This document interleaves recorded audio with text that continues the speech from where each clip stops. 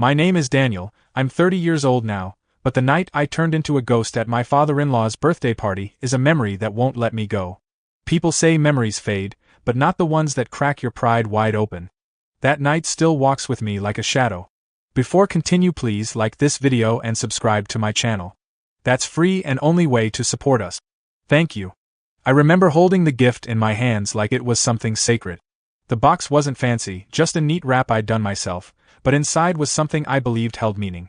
I wasn't the type of man who could walk into a store and pick up the most expensive watch or the latest gadget without worrying about my bank account. No, I was the kind of man who counted every dollar twice before spending it. And that night, I thought thoughtfulness would matter more than money. The air inside his house smelled rich. The carpets were so soft that my shoes almost sank into them. Guests floated around like they had no weight at all, champagne in one hand, fake smiles in the other. The men had tailored suits that fit so perfectly they could have been glued to their skin. The women carried handbags that probably cost more than my entire monthly salary. I knew I didn't fit in, but I told myself it didn't matter. I was family now, or at least I thought I was. My wife had warned me earlier that day with that look only a spouse can give. Her eyes said more than words ever could, "Don't mess this up." As if my entire existence was a balancing act on her father's opinion. Still, I tried to hold my chin up. I told myself I had picked something meaningful, not flashy, but meaningful. When the time came, I handed over the gift. My father-in-law's thick fingers pulled at the wrap, and silence spread across the room like a curtain falling. Everyone leaned in, curious, waiting. And then his face changed. He looked at it the way a cat looks at a dead mouse left on the doorstep. His mouth curled, not in gratitude, but in disgust. The first laugh came from him, sharp and cutting, then the rest followed like sheep bleating. They called it cheap. They called me cheap. As if the gift wasn't just an object but a reflection of my worth. My father-in-law's voice cut through the laughter with the final blow. I was told to leave. Not in private, not whispered, but loud enough for every pair of eyes in that room to turn into daggers. I stood there frozen, my face burning, my hands empty. My wife didn't move, didn't speak, didn't stand up for me. She just looked away, as though disowning me right there would keep her safe from her father's wrath. And so I walked out, the sound of laughter behind me, the door slamming like the world shutting me out. Out on the porch, the night air felt colder than it should have. I didn't cry. Tears would have been too easy. Instead, something else crept in, something darker. A voice in my head whispered that this wasn't the end. I didn't know how or when, but I promised myself that night that I would make him regret every word, every laugh, every smirk. That seed of revenge planted itself in my chest, and over the next 2 years, it grew roots. I watered it with every insult I remembered, with every time I replayed that scene in my head. And when the time came, I was ready. Ready to turn humiliation into power. Ready to show him that sometimes the cheapest gift is the one that costs you everything. 2 years later, he found that out the hard way. The days after that night felt like walking through a storm with no umbrella. Everywhere I turned, I could still hear the echo of that laughter. It wasn't just a sound, it was a stain. At work, I kept my head down, typing away at numbers and pretending they mattered more than they did. But inside, I was replaying the scene over and over again, the way he looked at me like I was less than nothing. My wife and I barely spoke. She acted like the whole thing was just a minor embarrassment, something we should brush under the rug and move on from. But for me, it wasn't that simple. I had been kicked out of my father-in-law's birthday party, humiliated in front of everyone, branded as cheap, as unworthy. You don't just forget that. I tried to convince myself that maybe I was overreacting, maybe pride was blinding me. But then came the little reminders. At family gatherings, I wasn't invited anymore. When I called, my calls went unanswered. Even when I did see my in-laws, it was like I had turned invisible. I wasn't family, I was the outsider who gave the cheap gift. That became my title, my identity in their eyes. But what cut deepest wasn't them. It was my wife. She looked at me differently after that night, like her father's opinion had reshaped me into someone smaller. She didn't say it out loud, but her silence was enough. When she walked ahead of me at the grocery store, when she rolled her eyes at my jokes, when she avoided introducing me to her colleagues, it all screamed the same thing. I wasn't good enough. For a while, I thought about letting it go. I thought maybe revenge wasn't worth it. Life is too short, people say. But the thing about humiliation is, it doesn't shrink with time. It grows. It becomes sharper, heavier. And the more you try to ignore it, the more it gnaws at you, until the only relief is payback. So, I started planning. Quietly, carefully. Not the kind of planning you jot down in a notebook, but the kind that sits in your mind like a secret diary. I began watching my father-in-law differently. Not as the man who hated me, but as the man who had weaknesses. Everyone has cracks if you look close enough. He loved control. That was obvious. He thrived on being the man at the center of attention, the one whose approval everyone sought. He loved showing off the cars, the house, the vacations. He loved making others feel small so he could feel bigger. That was his power, and I realized something important. The same stage he used to humiliate me could be turned against him. I didn't know when my chance would come, but I knew I had to be ready. So I worked. I saved. I studied people around him. I learned his patterns, his habits. I made myself patient, like a hunter waiting in the woods for the right moment to strike. But in the middle of all that planning, I changed too. The man who walked out of that party 2 years ago wasn't the same man I was becoming. That night had carved me open, but instead of bleeding out, I was rebuilding myself. I started making moves at work, taking risks I'd never dared to before. And slowly, opportunities began opening up. Money trickled in, then flowed. My confidence returned, not because anyone gave it back to me, but because I took it for myself. There were nights I laughed at the irony. The very humiliation that was supposed to break me had actually sharpened me. My father-in-law had thrown me out like trash, and without realizing it, he'd lit a fire that was turning me into something else. Something stronger. And while he was busy sipping champagne at his endless parties, I was out there building a storm. 2 years later, when the storm finally broke, it didn't just drench him, it drowned him. After that night, silence moved into my marriage like an uninvited guest who refused to leave. At first, I thought it was temporary. I thought my wife just needed time to get over the embarrassment. But as the days turned into months, it became clear, she wasn't just embarrassed at that night, she was embarrassed of me. We lived in the same house, but it felt like two strangers renting the same space. She had her side, I had mine. Conversations became fewer, and when we did speak, it was about bills, groceries, or things so small they felt meaningless. The laughter we once shared disappeared, replaced by the quiet sound of a phone screen lighting up at night, or the clicking of her heels as she walked past me without a word. I couldn't help but notice how her eyes lit up when she talked about her father's business dinners, or the vacations her family was planning without me. They didn't even bother hiding it anymore, I was never included. I wasn't family, just the mistake her father believed she made. And the worst part? She seemed to believe him. I tried. God knows I tried. I bought flowers, planned dinners, cracked jokes I didn't even find funny myself. But she brushed it off like I was an annoying fly buzzing around her. The more effort I put in, the less she cared. And every time she rolled her eyes, every time she sighed when I opened my mouth, it reminded me of that night all over again. Some nights, I lay awake wondering how it all fell apart so fast. Was it just the gift? Or had I always been unworthy in their eyes, and the gift was simply the excuse they needed? That thought burned me more than anything else. But instead of sinking into self-pity, I made a choice. If I wasn't enough for them, then I would make myself more than enough. Not for their approval, but for myself. For the boy inside me who had been laughed at. For the man who had been thrown out. So, I threw myself into work. Every hour of overtime, every freelance gig, every opportunity that crossed my path, I took it. I didn't complain about long nights or early mornings. I didn't complain about exhaustion. Because each dollar I earned felt like a brick in the wall I was building.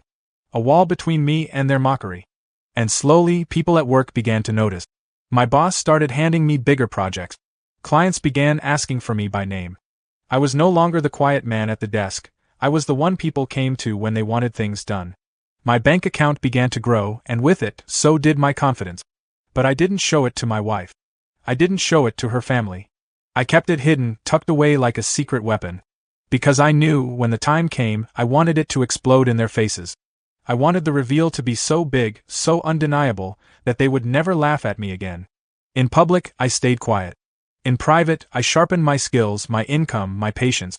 2 years may sound long, but when revenge is your fuel, time flies faster than you think. And while my marriage grew colder, my fire grew hotter. I didn't know if my wife would still be by my side when I finally struck back, but in truth, I didn't care anymore. This wasn't about saving us. This was about saving myself. And the man I was becoming. He wasn't the same man they threw out that night. 2 years may sound like a long time, but when you're carrying a grudge, it doesn't feel like years, it feels like fuel. Every day after that night was a spark, and eventually, sparks have to turn into fire. The first year was all about survival.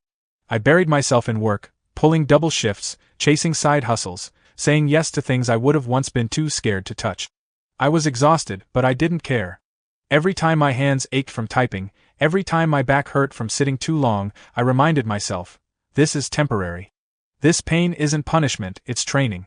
By the second year, something strange began to happen. I wasn't just surviving anymore, I was thriving. My work ethic turned me into someone bosses couldn't ignore. Promotions came, raises followed, and slowly, I was stacking money in my account.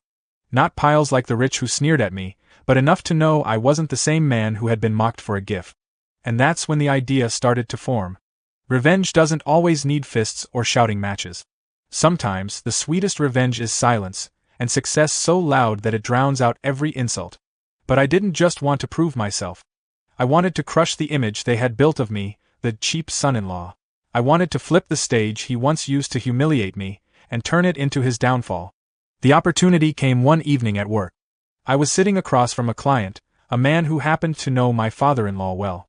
In fact, he'd once been rejected by him in business.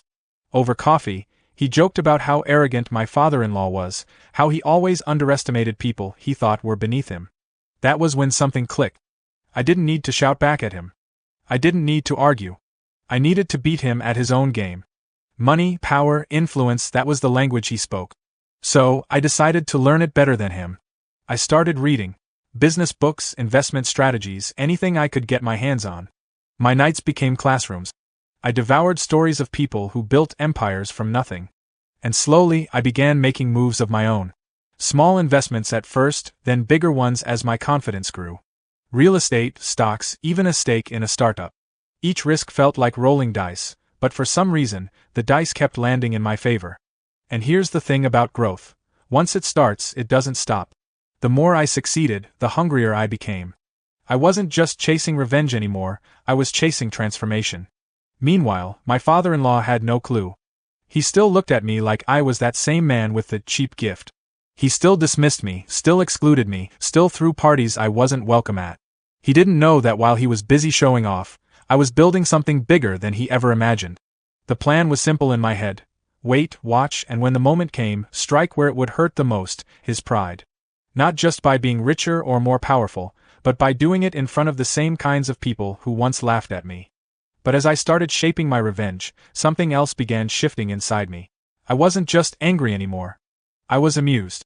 I would sit alone at night, smiling to myself, thinking about the look on his face when he realized the man he had humiliated was now standing taller than him. Humor slipped into my anger, like laughter before the punchline of a long joke.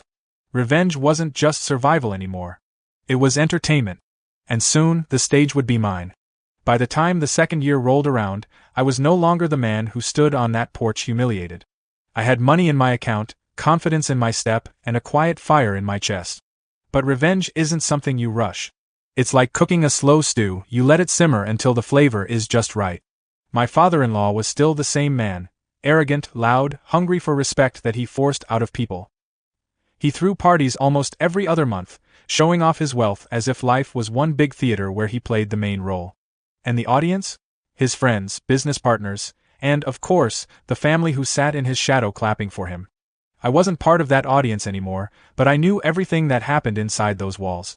News traveled quickly when people gossiped, and his circle gossiped more than teenage kid. I learned about his investments, his deals, his victories, and, most importantly, his mistakes.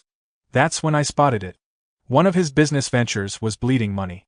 He was too proud to admit it, but the cracks were there.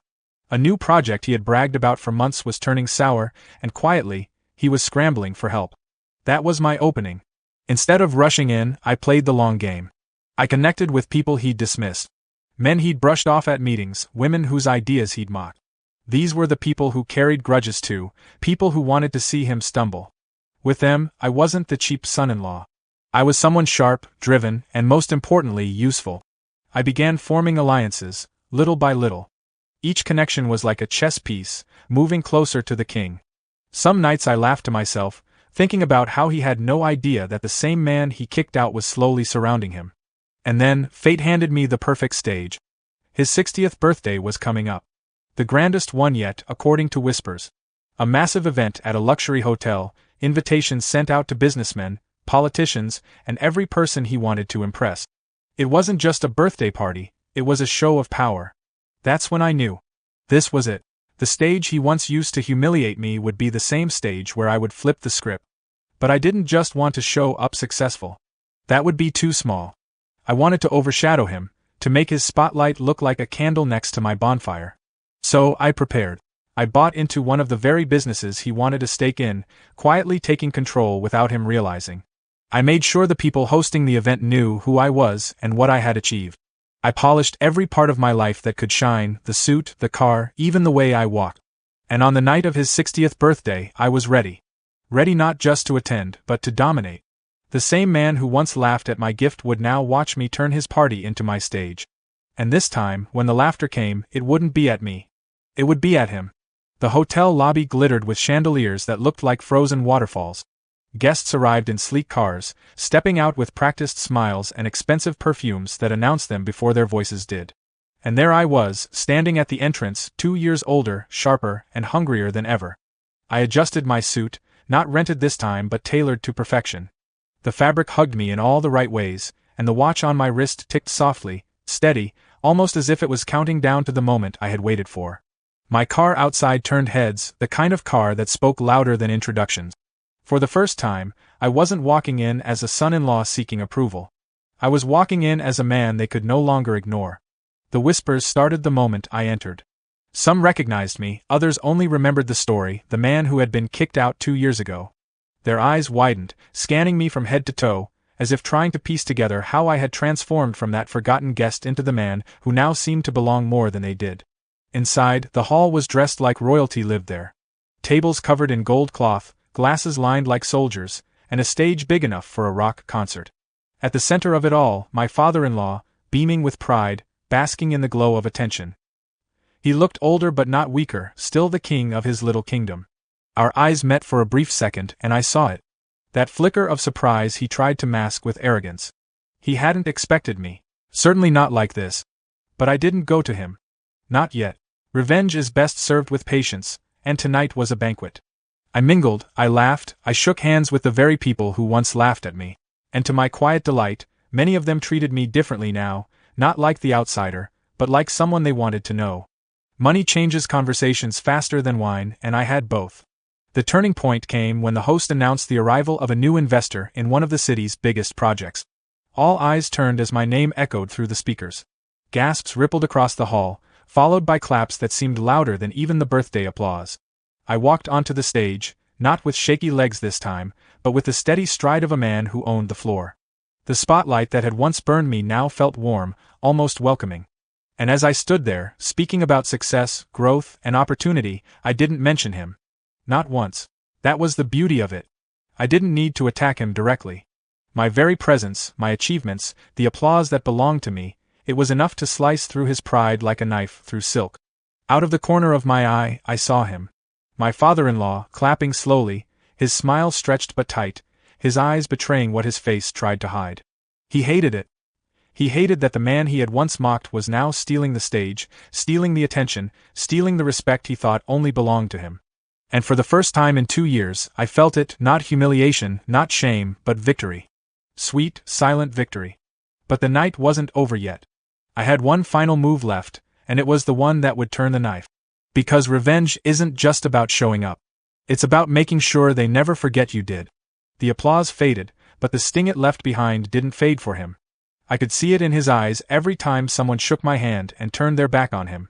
Pride is a fragile crown, and mine had just knocked his sideways. I walked off the stage with a smile that wasn't forced this time. The same people who once sneered at me now leaned in closer, eager to exchange numbers, eager to invite me into circles they'd never let me near before. And every time I accepted, I made sure he could see it. Not directly, not obviously, but just enough for the message to land. I was now the man they wanted. My father-in-law tried to laugh louder than usual, to tell jokes, to hold onto the room's attention. But attention is like money, it flows to whoever seems richest at the moment. And tonight, that wasn't him. His voice cracked when he tried to make a toast, and I noticed a few guests were barely listening. They were too busy watching me. It was subtle, but I could feel his kingdom slipping through his fingers. The best part? I hadn't said a single word against him. I hadn't confronted him, hadn't mocked him, hadn't even acknowledged the history. I didn't need to. Silence was my weapon. My success was my revenge. And it was cutting him deeper than any insult ever could. At one point, he tried to pull me aside, his hand gripping my shoulder tighter than it needed to.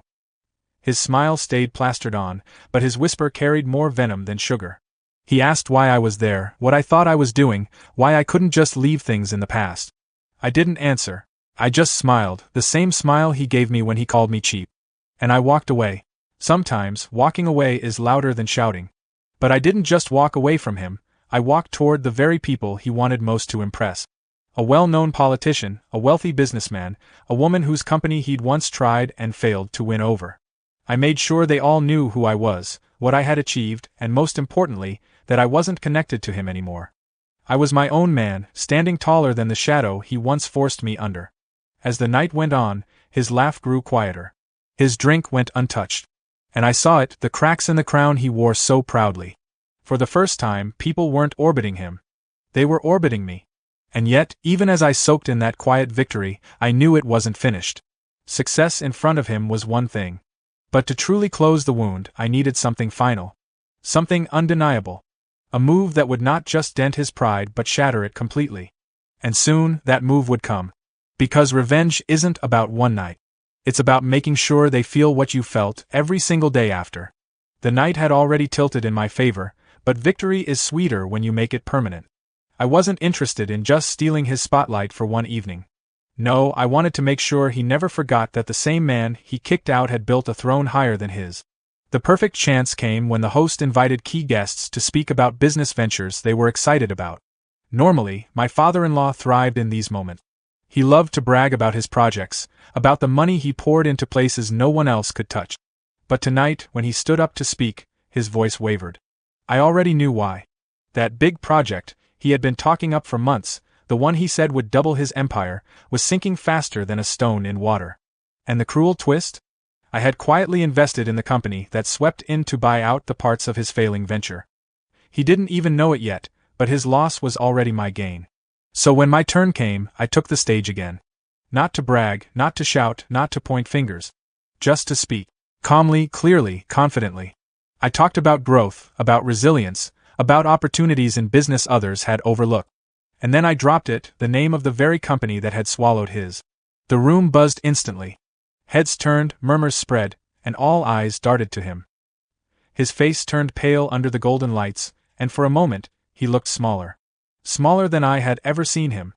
I didn't glance at him directly, but I didn't need to. The message was loud enough. The man you once called cheap now owns the very table you're trying to sit at.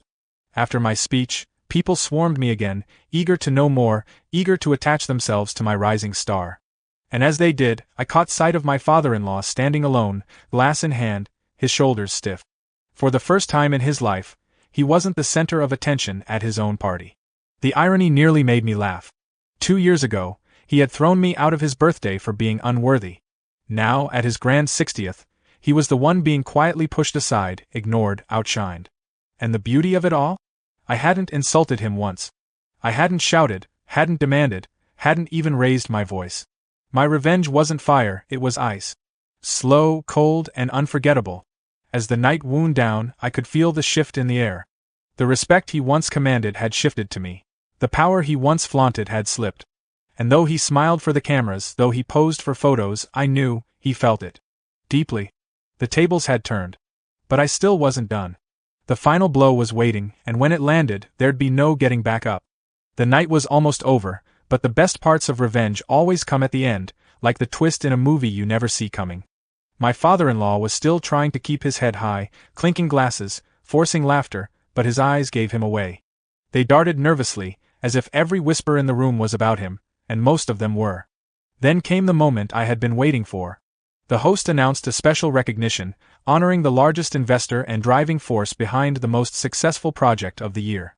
The lights dimmed, the music swelled, and when my name was called, the hall erupted in applause. I walked to the stage slowly, letting the sound of clapping soak into him.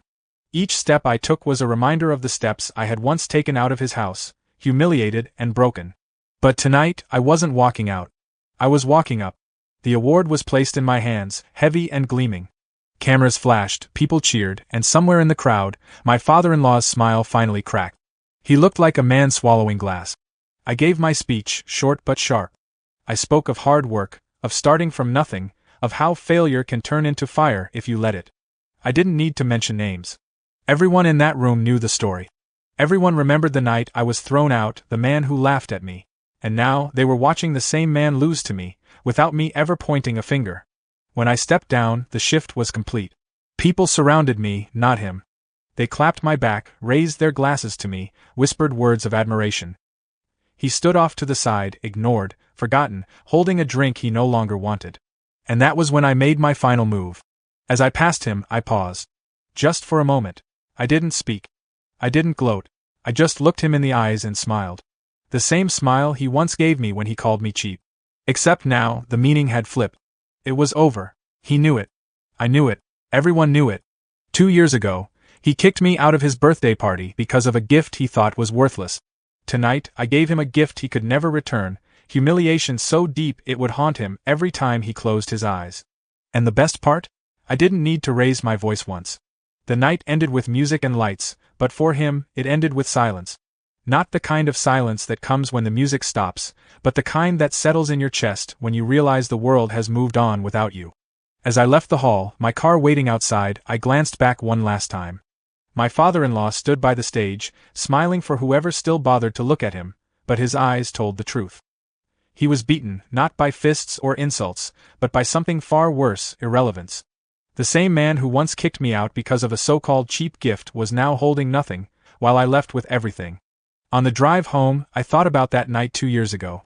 The porch light, the laughter behind the door, the weight of humiliation pressing down on me. I had promised myself I would return, not just stronger, but untouchable. And I had. But revenge, as sweet as it tasted, came with a strange aftertaste. I realized it wasn't just about making him suffer, it was about proving to myself that I wasn't who they thought I was. I didn't climb just to spite him. I climbed because I refused to stay small. He had tried to bury me, but he had no idea I was a seed. The irony still makes me laugh. That cheap gift he mocked wasn't the end of me, it was the beginning. It was the spark that forced me to build the life I should have had all along.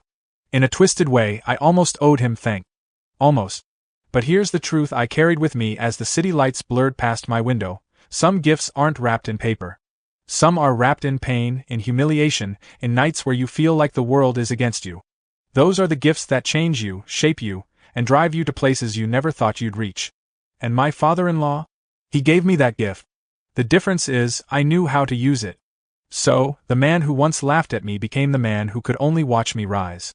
And that, right there, was the greatest gift of all. Now, if you've been listening to this story, you know one thing: life has a way of turning tables when you least expect it. Don't underestimate the so-called cheap people in your life. They might just be building empires in silence. Please like this video and subscribe to my channel. That's free and only way to support us. Thank you.